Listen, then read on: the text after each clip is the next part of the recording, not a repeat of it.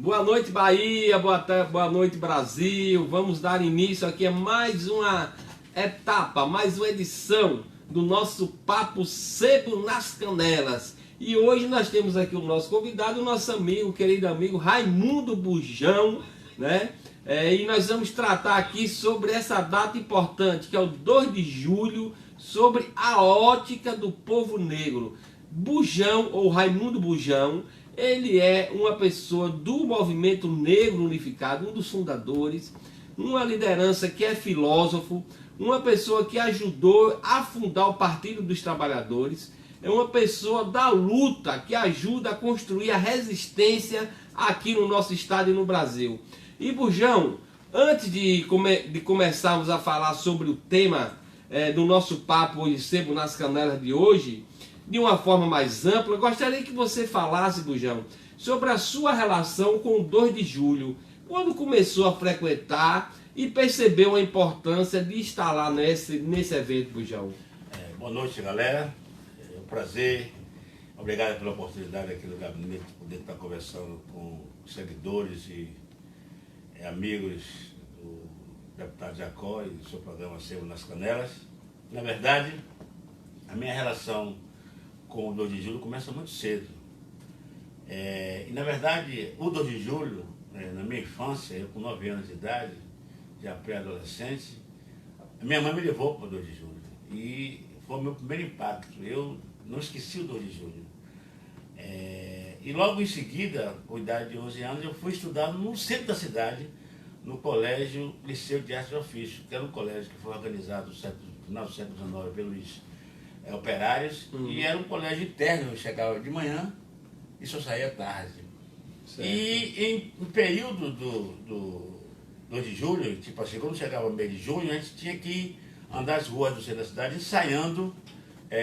O colégio era interno, tinha uns 600 alunos só a parte da manhã, então a gente saía treinando tanto a marchar, tanto a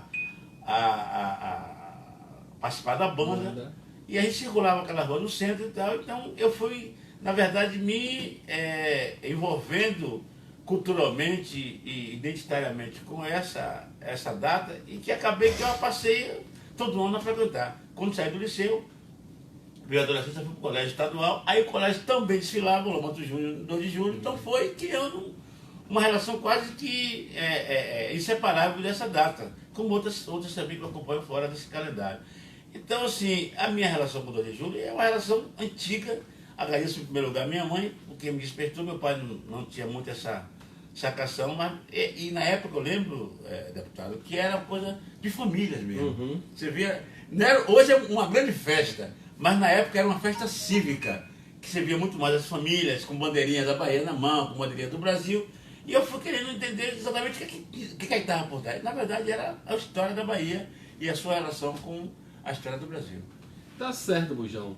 Na sua opinião, Bujão, existe um sentimento de pertencimento do povo negro baiano com relação à festa de 2 de julho? Impressionante, deputado, porque é visível, por exemplo, que os baianos têm muito mais afeição, ele é muito mais afeto ao 2 de julho do que ao 7 de setembro, que é a data da independência do Brasil. É impressionante porque, e como essa data acaba sendo algo que você, sem muita programação, você acaba colocando o 2 de julho como uma data importante. Ela sofreu modificações. Evidentemente que você tem um Estado, na época da ditadura militar, ela tinha uma performance, né? Porque aí você tinha já existia um constrangimento das populações vítimas, né? Das famílias vítimas da ditadura militar, daquela dificuldade de você conviver. Mas com o passar do tempo, o retorno da pré-democracia, a gente começou a perceber que era algo que tinha a ver conosco. E aí tem um ingrediente que eu acho muito importante, e para mim esse é o grande divisor de água. Quando surgem os blocos afro, essa questão começa a ter uma outra ótica. Por que um outro olhar? Porque, na verdade, a história da Bahia, em que pese a figura simbólica do caboclo, da cabocla, que é muito mais um símbolo da mistura do índio com o negro, mas o despertar a partir do bloco afro aí da importância da identidade, daquela do negro assumir a sua identidade, o 2 de julho começa a ter uma outra face, ele começa a ter um outro pertencimento. Então ele começa a ser uma festa que a população negra começa a entender que é uma data sua. E a partir desse sentimento, ele começa a buscar, a ler, compreender que essa independência da Bahia, que parece, inclusive, que toda a historiografia sempre tentou colocar como uma coisa geral, que é o que sempre fizeram os historiadores dos séculos passados, que queria mostrar uma Bahia geral. Mas, na verdade, todo esse processo ele tem muito a ver com os processos que antecederam a independência, que foi a luta de resistência da população negra, dos quilombolas, e em relação com essa convivência com os portugueses aqui na época e com os brasileiros aqui que já queriam expulsar os portugueses. E para essa expulsão dos portugueses, certamente a relação histórica e esse legado das lutas de resistência que a própria população, a elite baiana, ao tomar conhecimento da necessidade de expulsar os portugueses, teria que conviver com um segmento que foi determinante para a conquista da independência da Bahia e a consequente expulsão dos portugueses e holandeses do nosso estado. E na verdade, Bujão, conta um pouco da história aí desse fato do 2 de julho, teve o 25 de fevereiro, de junho, né? Que começa lá em Cachoeira, que a sede muda. Isso. Mas eu quero que você conte essa história assim, como é que foi isso na época, porque para as pessoas compreenderem que essa festa do 2 de julho, que a gente aqui comemora como a festa da independência da Bahia hoje, mas na época ela foi a independência do Brasil, porque nós expulsamos aqui da época os portugueses e os holandeses. A família real. A família real.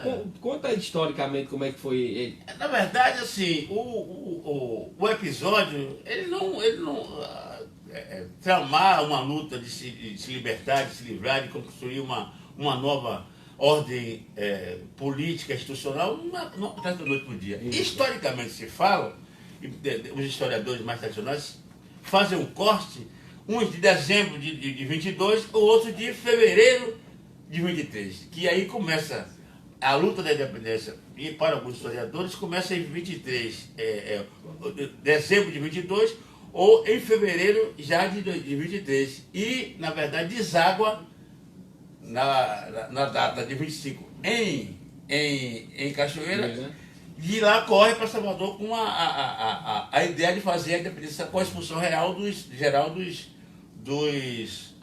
portugueses. Mas você percebe que um conjunto de rebeliões que antecederam tiveram também a sua contribuição. Então, na verdade, a ideia de focar apenas nos 6 meses talvez tenha sido, na nossa avaliação, no olhar do movimento negro, essa ideia de tentar tirar o acúmulo da contribuição da população negra no processo histórico da independência da Bahia. É porque antes do próprio fato do 2 de julho, você teve a revolta dos alfaiates, não é isso, Bujão? Na verdade são várias rebeliões. Você teve a revolta dos malês, quer dizer, a revolta dos alfaiates foi 2 décadas antes, né? Um pouco mais, um pouco menos. A revolta dos malês foi em 1835, né? Então, quer dizer, o 2 de julho ele foi fruto dessas lutas que foram capitaneadas pelos negros da época. Também, evidentemente você tinha uma colônia, você tinha uma elite comercial, você tinha os chamados federalistas que tinham um controle da elite, que na verdade, por exemplo, isso é importante as pessoas fazerem a diferença. Naquele momento, por exemplo, da independência da Bahia, foi uma independência da Bahia com monarquia, porque você mantinha a família real e mantinha, na verdade, os negros na condição de escravos. Né? E, na verdade, a luta que se fazia, que antecede, por exemplo, a proclamação da República foi em 89, mas a tentativa de 89, da Revolta dos Búzios, que é também chamada de Revolução dos Alfaiates, eles lá na frente, lá atrás, já diziam que queriam independência com a República. Quer dizer, muito mais, inclusive, à frente da Inconfidência Mineira, que também não se falava da República, sim, na verdade, acabar com manter a monarquia, acabar com a expulsão dos portugueses, mas não acabar com a escravidão. Então há uma diferença fundamental. E isso a gente pode caracterizar porque, na verdade, e aí fala-se, os historiadores, tem grandes contribuintes como João Reis, que afirmam que existia, na verdade, por parte do poder central, uma certa e temerosa insegurança com relação aos negros da Bahia. Que na cabeça deles, os negros da Bahia, os formados por Alçar e Nabois, eles eram muito mais aptos e dispostos a fazer a insurreição. Uhum. Então eram negros mais amedrontados pela sociedade, que eles tinham o poder de decisão. Você tem uma ideia, logo depois da Revolta dos Búzios, a partir de 1807 até 1826, tem um conjunto de rebeliões, tanto em Salvador como no Recôncavo, Santa Marta, notadamente Cachoeira, que na verdade se viram como elementos fundamentais para o crescimento e o acúmulo e a formação conceitual de que estava na hora de criar uma independência com uma possibilidade da participação da população negra. Com certeza. Estamos aqui, galera, da Bahia do Brasil, batendo um ótimo papo, debatendo sobre a nossa história, debatendo sobre essa data importante, que é o 2 de julho, que é a independência do Brasil, né? Mas sobre o olhar do povo negro. E estamos aqui com Raimundo Bujão, que é um filósofo, um dos fundadores do movimento negro unificado do Brasil, e uma pessoa que conhece essa realidade. Ele está nos dando a honra de estar fazendo esse debate e nos dando aqui essa aula. Mas, Bujão, eu queria que você também relatasse aqui para nós a sua impressão, porque na festa do 2 de julho, né, você tem um casal formado pelo caboclo e pela cabocla. É visto como um símbolo da luta ao opressor estrangeiro, né? Mas também o resultado da miscigenação brasileira, né? Então é um símbolo, né, de resistência, mas também da mistura. Há quem chore aos pés do caboclo e da cabocla, faça pedido e peça milagres, né? Tem isso tudo. Mas qual a sua visão sobre essas imagens, Bujão? Na verdade, as civilizações, as culturas, elas acabam, ao se juntarem, elas reconstroem, né, outros símbolos. Uhum. Né? Por exemplo, a gente sabe que o candomblé, ele vem da África para o Brasil, com os negros, né, que de lá foram trazidos, forçadamente evidente. Mas já existia nessa cidade, nesse estado, nesse país, uma cultura, uma civilização, que são os originários, né, que é o povo indígena. Né? E, na verdade, os povos indígenas, eles têm uma cultura religiosa, tem fé também, que tem muita proximidade com a cultura negra, no que tange a respeito à natureza, no que tange ao meio ambiente, no que tange a usar a própria natureza como elemento de cura. Isso são elementos que são muito próximos.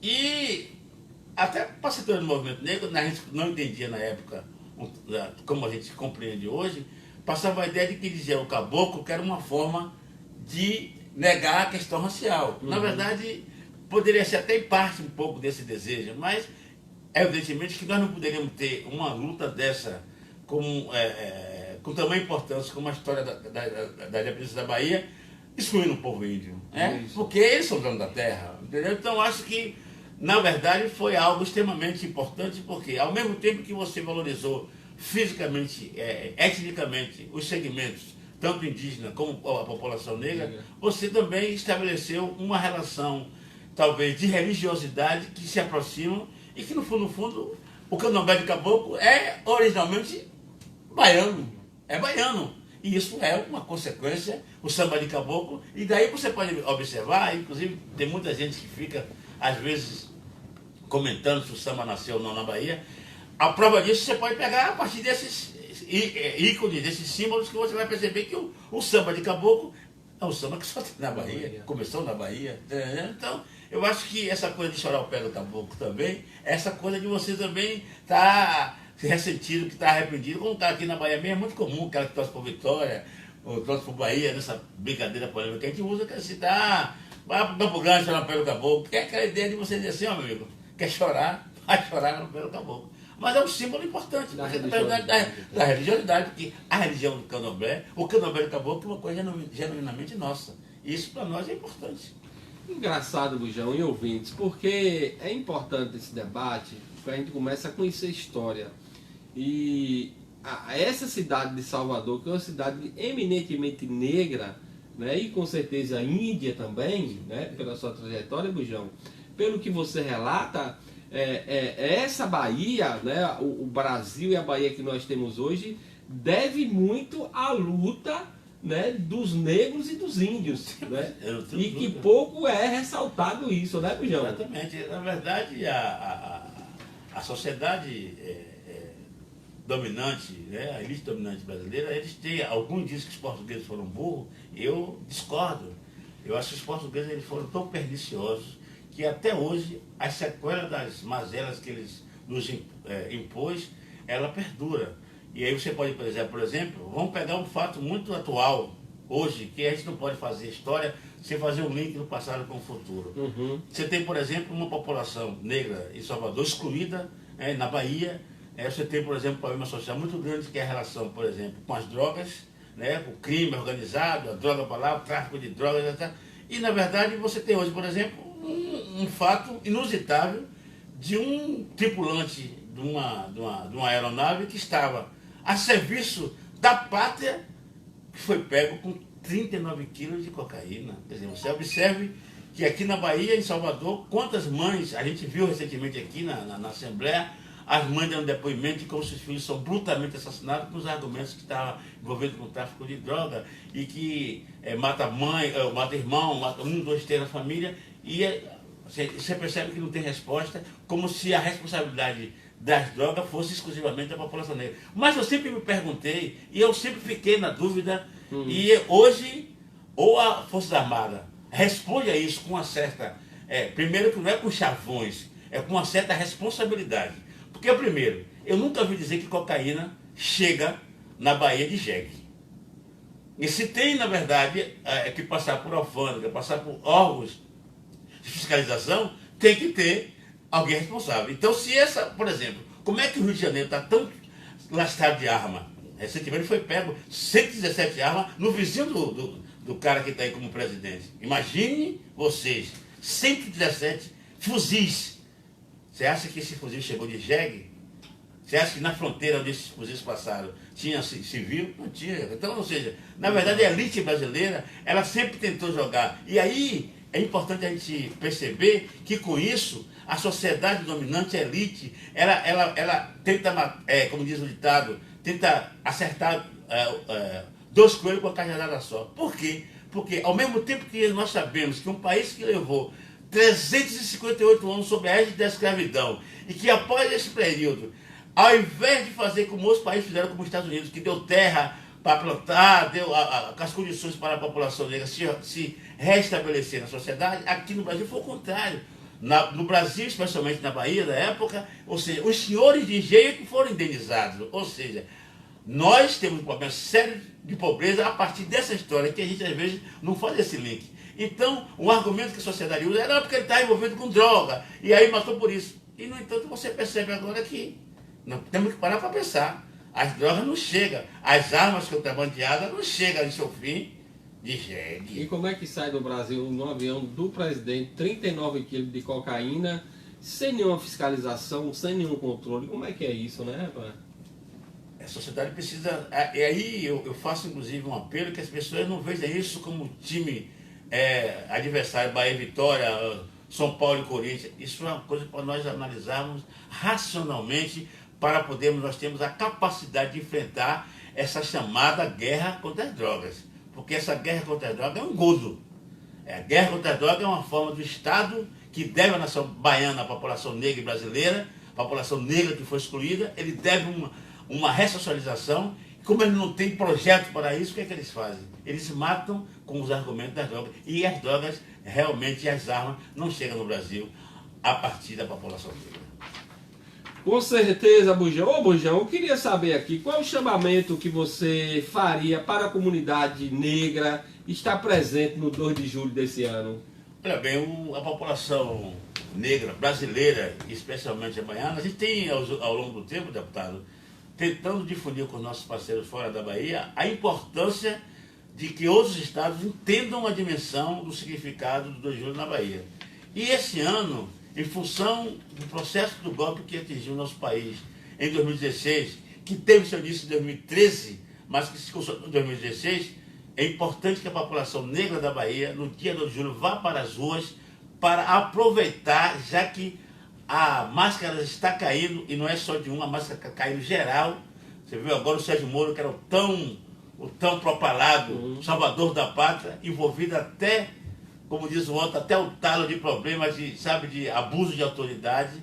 Nós temos que dizer que foi ele que quebrou o Brasil.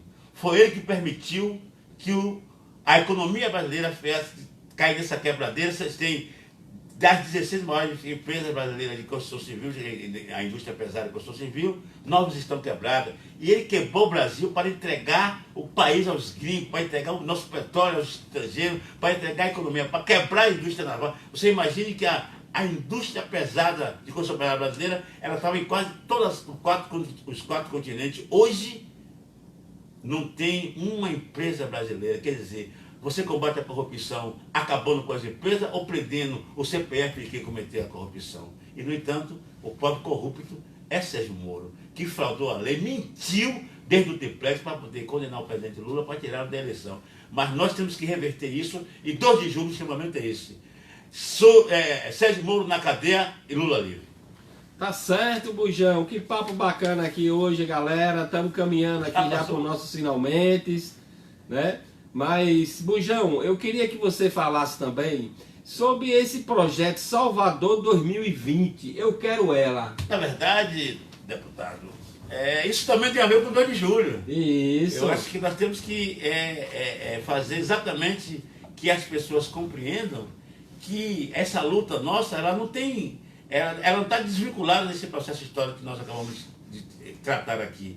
É que, na verdade, você tem uma cidade como Salvador, que este ano completou 470 anos, e você nunca teve uma população de 82% da população negra, você nunca teve o direito de dizer assim, eu elegi uma mulher negra ou um homem negro para prefeito dessa cidade. E, evidentemente, que eu não posso dizer que vou eleger um prefeito ou prefeita da direita, porque o negro que se está associado à direita, ele é um negro a serviço do senhor de engenho, da Casa Grande. É o capitão do porque mar. a relação política e ideológica da população, do povo negro que tem consciência, não adianta, é na esquerda. Porque mesmo que alguém venha dizer que a esquerda erra, mas é que nos acolhe, a esquerda erra, mas é o espaço onde pode pegar de norte a sul do país, os espaços da esquerda é onde está mais presente as mulheres negras, os homens negros, enquanto parlamentares, enquanto representantes do povo da democracia. Então, Salvador 2020, nós queremos ela, mas era o quê? Essa cidade negra que há 470 anos vive apenas na mão dos senhores brancos, dos herdeiros da Casa Grande, porque o próprio ACM Neto é o senhor da Casa Grande. Eu lembro que a ACM Neto começou na política, quando foi deputado a primeira vez, em 2006, ele declarou que tinha 1 milhão e pouco de patrimônio. Eu quero que ele agora diga quanto é o patrimônio dele, se não está beirando 80 milhões. E aí não tem como. Não tem como você ficar 80 milhões, ter um crescimento econômico gigantesco, a não ser se apropriando do erário. Então, é preciso que nós acabemos com essas colônias, tirando essas pessoas do poder. 2020, eu quero ela, Salvador, Cidade Negra. Tá certo, Bujão. Agora fale também, Bujão, para o nosso povo, como é que se dá essa festa? O que é que nós vamos encontrar no 2 de julho? A diversidade, conta aí. Eu até, Jacó, quando você estava falando eu pensei que você ia me provocar com a questão do sertão, porque o sertão também participa da festa. Isso. Os boiadeiros, os sertanejos vivem com seu gibão, inclusive a cada ano cresce a presença desse sertão, porque também foi importante. Claro. Os sertanejos, os cavaleiros foram pessoas fundamentais que deram a sua contribuição, e a cada ano cresce a importância desse segmento no 2 de julho. Na verdade, hoje, Jacó, ele é muito eclético. Tem a participação das escolas, evidentemente que as escolas, as fanfarras, ele é uma atração à parte do 2 de julho, mas ele é hoje um espaço eminentemente cívico e político, né? Você sabe, mesmo não sendo um ano eleitoral, mas não adianta. As questões políticas, elas sempre sobrepõem as outras questões quando o assunto é 2 de julho. Então você vai encontrar samba, você vai encontrar as pessoas bebendo, se encontrando, tocando feijoada, palcos montados, as praças tem música. Então você tem uma diversidade de atividades no 2 de julho e tem também aqueles que... E eu queria, inclusive, deputado, fazer uma ressalva de tamanha importância sobre como o governo do estado da Bahia fazer com que as populações do nosso país, dos diversos estados da federação, tenham a oportunidade de compreender um pouco mais o nosso hino. Uhum. Porque o nosso hino, ele é uma obra-prima que pode, inclusive, contribuir muito com esse momento político. Olha aquela frase que diz: com tiranos não combinam brasileiros corações. Observe que isso é um hino que fala, inclusive, profundamente das lutas sociais. Então é preciso que o povo fora da Bahia comece a escutar, não só pela sua lírica, sua riqueza lírica, mas sobretudo pelo seu conteúdo poético.